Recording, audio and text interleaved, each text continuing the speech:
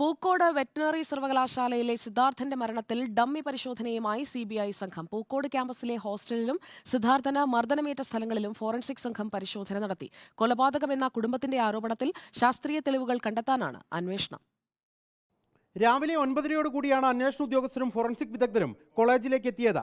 DIG Lovely കട്ടിയാർ, അന്വേഷണ ചുമതലയുള്ള എസ്പിമാരായ സുന്ദർവേൽ, AK Upadhyaya എന്നിവരുടെ നേതൃത്വത്തിലുള്ള സംഘം വിശദ പരിശോധനയാണ് ലക്ഷ്യമിടുന്നത്.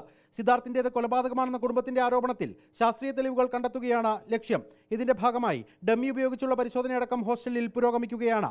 കേസിൽ അന്വേഷണ ചുമതലയുണ്ടായിരുന്ന കൽപ്പറ്റ ഡിവൈഎസ്പിയും സംഘത്തെ അനുഗമിക്കുന്നുണ്ട്. നേരത്തെ സിദ്ധാർത്ഥിന്റെ അച്ഛന്റെയും അമ്മാവന്റെയും വിശദമായ മൊഴി രേഖപ്പെടുത്തിയ സംഘം സിദ്ധാർത്ഥ് മരിച്ച ദിവസം കോളേജിലുണ്ടായിരുന്ന വിദ്യാർത്ഥികളോടും ഇന്ന് ഹാജരാകാൻ നിർദ്ദേശം നൽകിയിട്ടുണ്ട്. അതേസമയം സസ്പെൻഷനിൽ തുടരുന്ന മുൻ Dean MK Narayanan, assistant hostel warden എന്നിവരും ഇന്ന് അന്വേഷണ സംഘത്തിന് മുന്നിൽ ഹാജരാകും.